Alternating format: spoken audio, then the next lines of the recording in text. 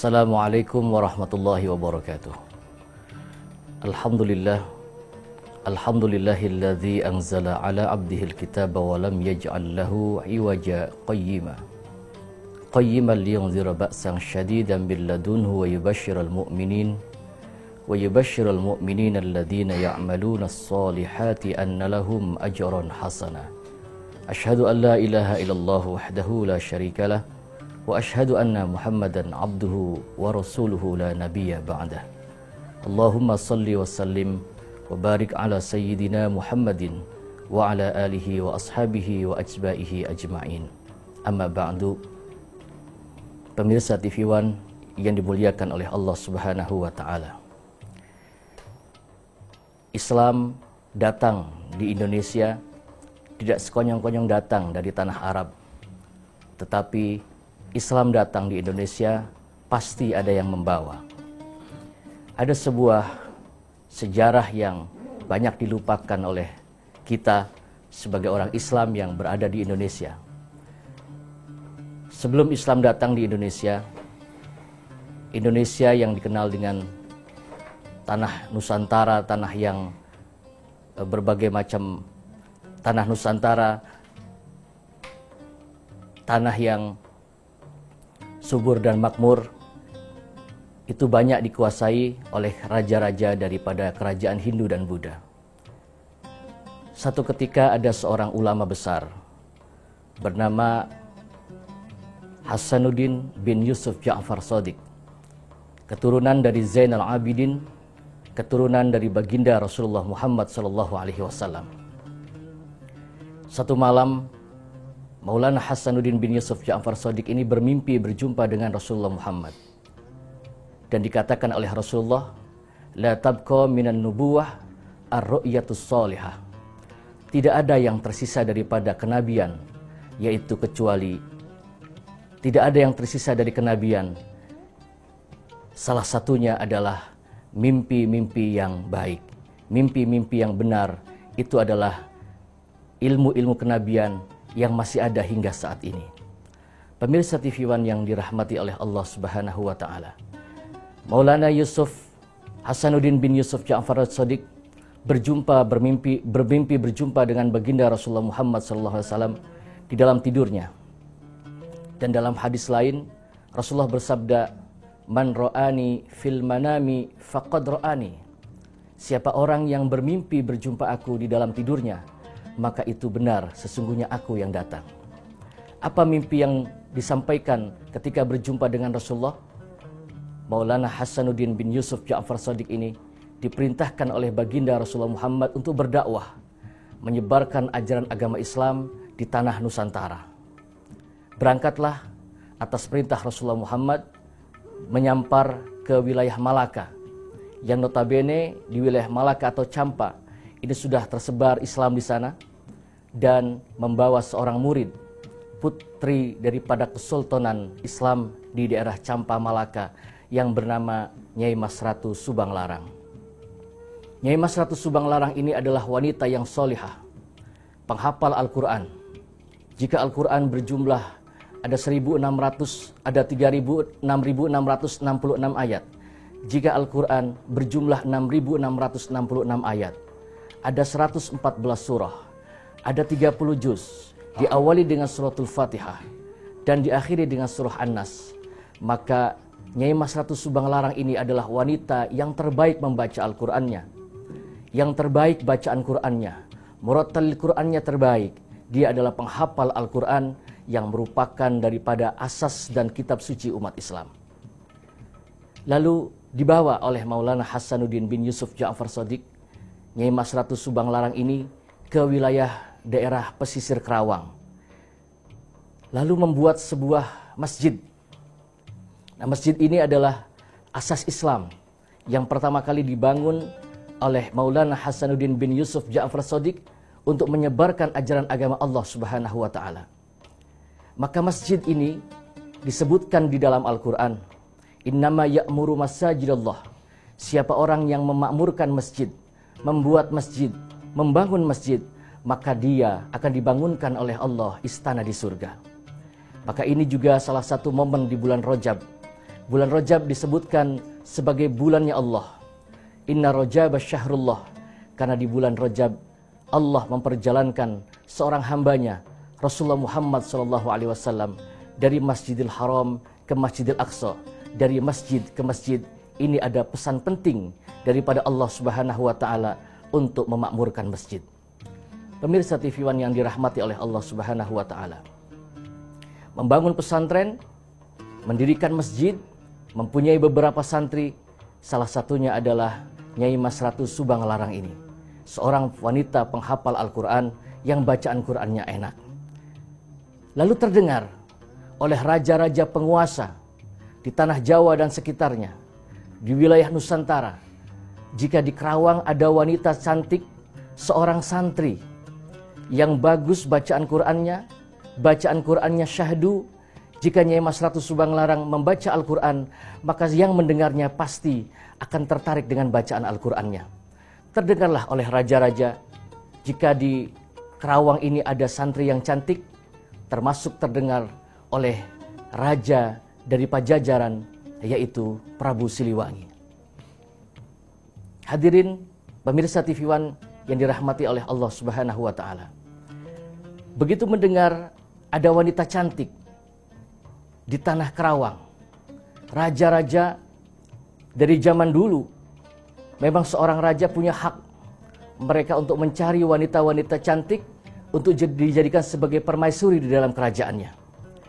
Kalau kita ambil tarik daripada sejarah Nabi Ibrahim alaihissalam, Nabiullah Ibrahim alaihissalam ketika berdakwah menyebarkan ajaran agama Allah untuk mencari tanah yang tandus kering kerontang. Ketika Nabi Ibrahim dengan Siti Sarah sampai ke negara Mesir, maka di Mesir ada seorang raja yang cinta kepada wanita yang sudah bersuami. Ketika melihat istri Nabi Ibrahim yang bernama Sarah ini begitu cantik rupawan, maka Siti Sarah ini diculik oleh Raja Ramses pertama ini untuk dijadikan istri. Tetapi ketika akan memperkosa istri Nabi Ibrahim ini, maka tidak mampu dan diberikan budak tawanan perang yang bernama Hajar. Pemirsa TV One yang dirahmati oleh Allah Subhanahu wa taala. Maka Prabu Siliwangi ini datang ke Kerawang dengan mengucapkan ajian, karena Prabu Siliwangi ini beragama Buddha. Maka yang diucapkan adalah kalimat Hong. Dengan membaca Hong, di dalam kitab sejarah ini dikatakan Prabu Siliwangi terbang sampai di Kerawang.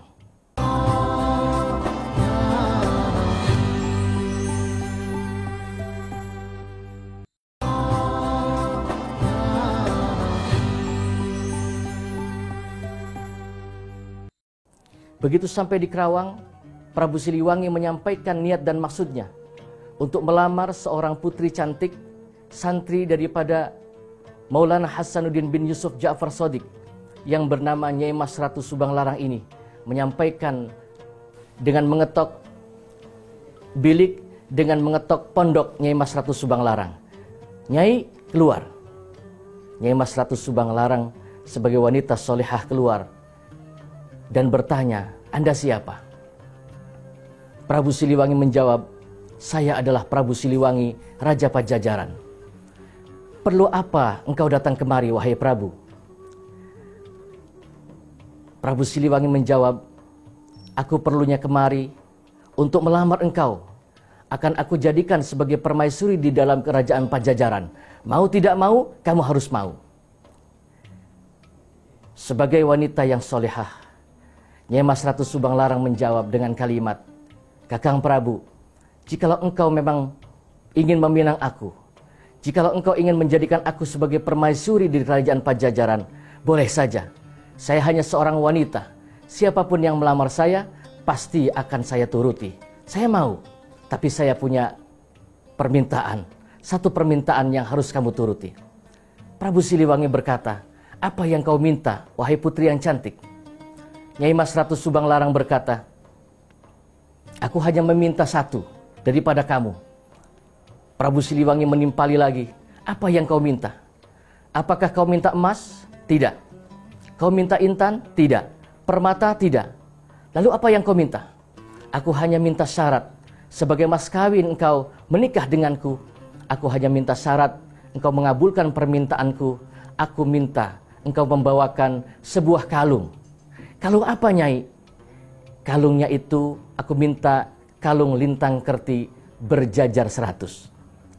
Mendengar kalung lintang kerti berjajar 100, maka Prabu Siliwangi menganggap ini permintaan yang sangat sulit. Karena kalung lintang kerti berjajar 100 tidak ada di tanah ini. Maka Prabu Siliwangi kembali ke Pajajaran dengan membaca Hong. Begitu sampai di Pajajaran, Prabu Siliwangi bertanya kepada penasihat-penasihatnya, di mana dan siapakah yang punya kalung lintang kerti berjajar 100 ini?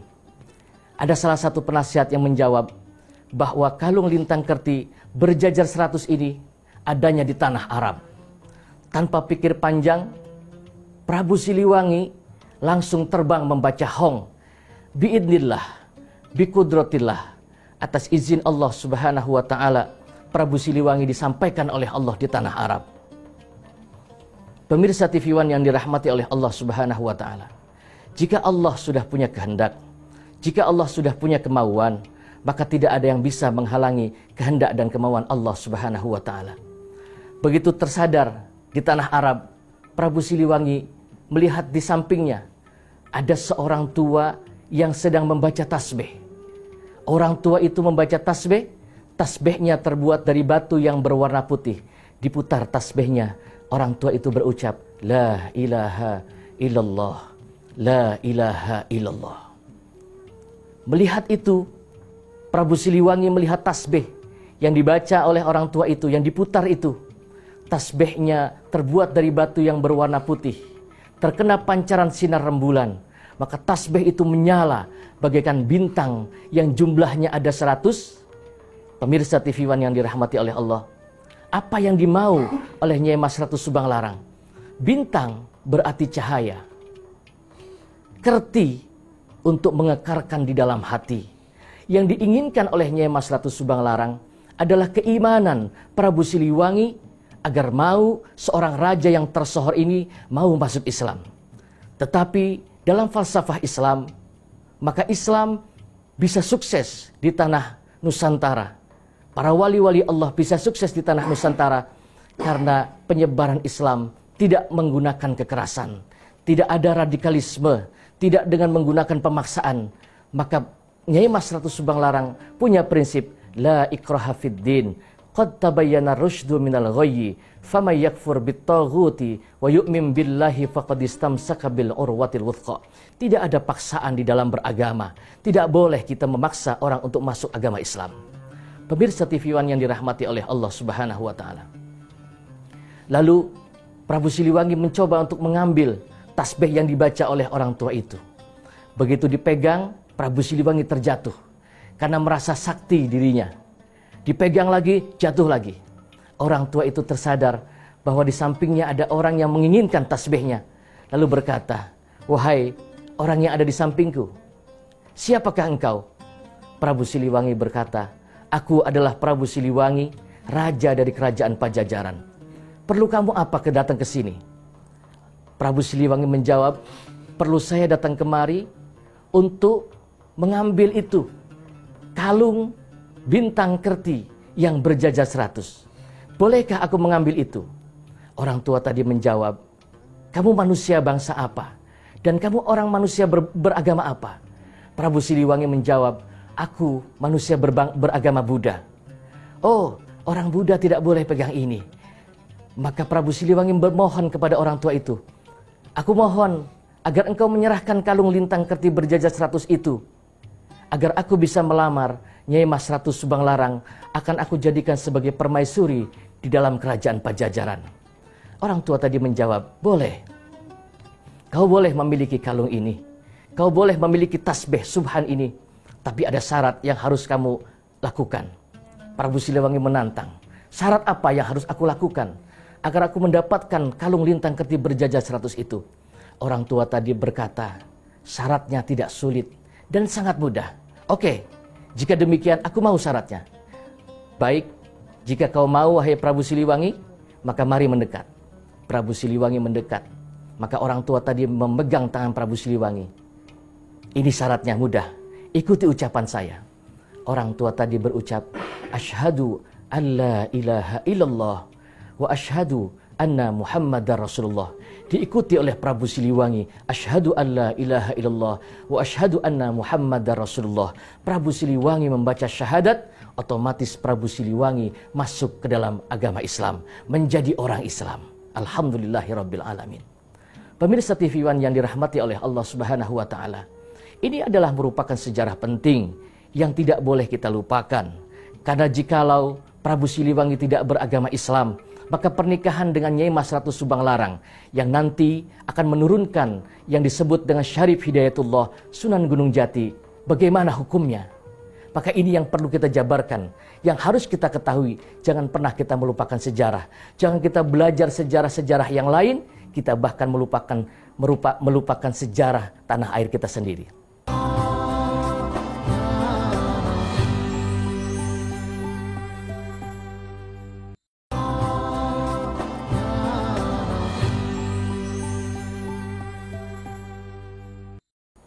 Pemirsa TV One yang dirahmati oleh Allah Subhanahu wa taala.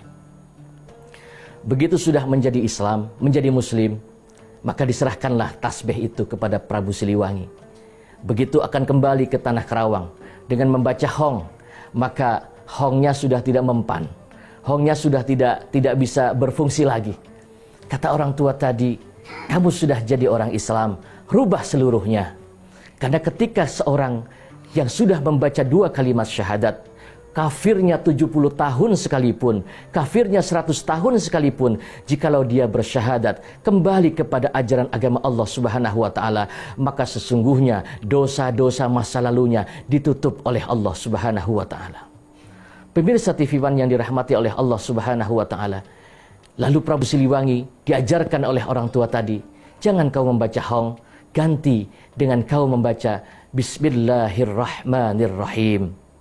Bismillahirrahmanirrahim ini, pemirsa TV One yang dirahmati oleh Allah, sebuah kalimat yang juga diucapkan oleh Nabi Sulaiman alaihissalam ketika menaklukkan Ratu Balkis. Nabi Sulaiman mengirimkan surat dengan kalimat, Innahu min Sulaimana wa innahu bismillahirrahmanirrahim alla ta'lu alayya wa'tuni muslimin. Siapa orang yang membaca Bismillahirrahmanirrahim, maka setiap perbuatannya, apabila kita mau makan, membaca Bismillahirrahmanirrahim, maka seluruh perbuatan yang kita lakukan akan diberikan keberkahan oleh Allah Subhanahu wa taala. Pemirsa TV One yang dirahmati oleh Allah Subhanahu wa taala.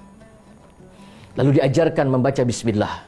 Begitu membaca Bismillahirrahmanirrahim, atas izin Allah, Prabu Siliwangi kembali ke Karawang dengan membawa kalung lintang kertih berjajat 100 yang sesungguhnya itu adalah tasbih yang jumlahnya 100. Begitu melihat Prabu Siliwangi, Raja Pajajaran yang tersohor, Nyai Mas Ratu Subang Larang, begitu melihat Prabu Siliwangi memegang tasbih, maka Nyai Mas Ratu Subang Larang mengucapkan syukur alhamdulillah kepada Allah dengan kalimat alhamdulillah ala nikmatil iman wal Islam.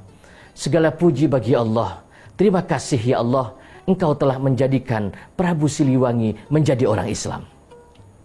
Dinikah oleh Prabu Siliwangi, dibawa ke Pajajaran.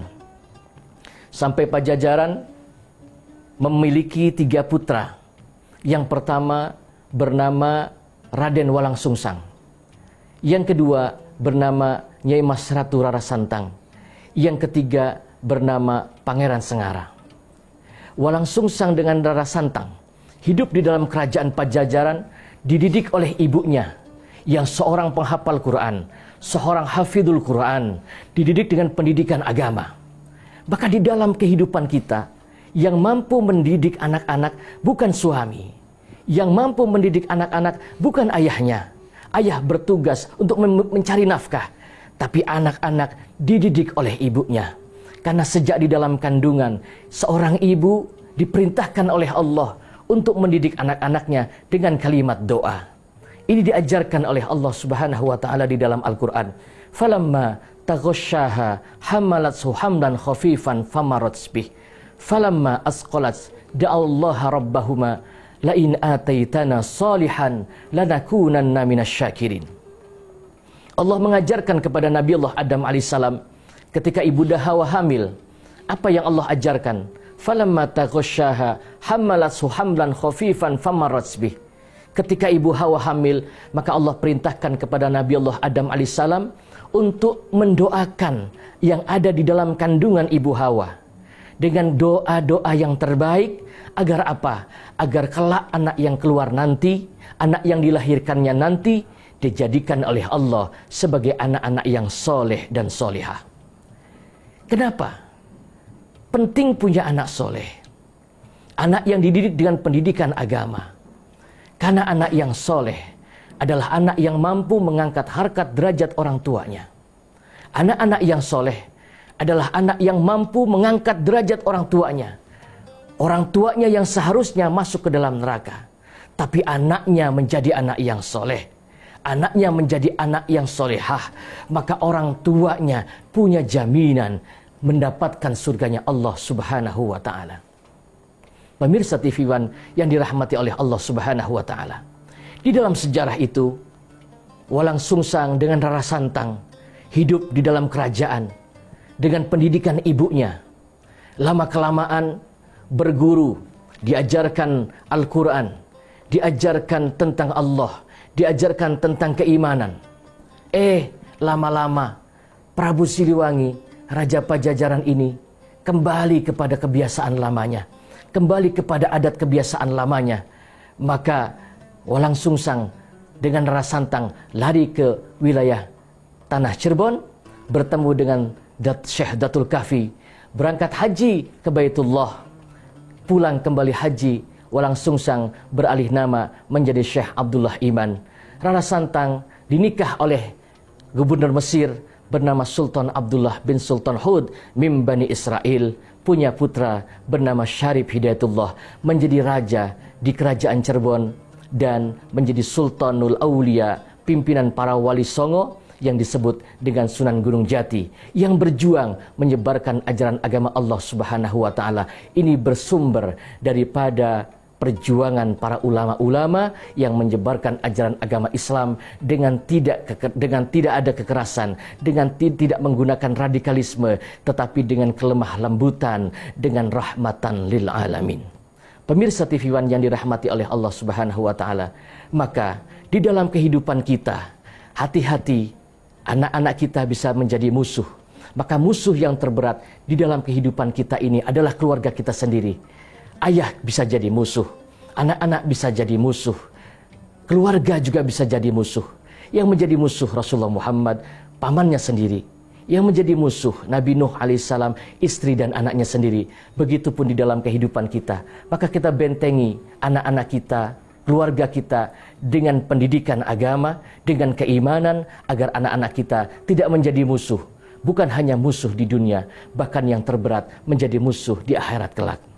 Pemirsa TV One yang dirahmati oleh Allah Subhanahu wa Ta'ala, kita berdoa kepada Allah Subhanahu wa Ta'ala, mudah-mudahan Allah menjadikan kita dan keluarga kita menjadi keluarga dzurriatan thayyibah, keluarga yang baik, keluarga yang soleh, agar kelak kita disambungkan oleh Allah, dimasukkan ke dalam surganya Allah Subhanahu wa Ta'ala. Wallahul muwaffiq ila aqwamit thoriq. Assalamualaikum warahmatullahi wabarakatuh.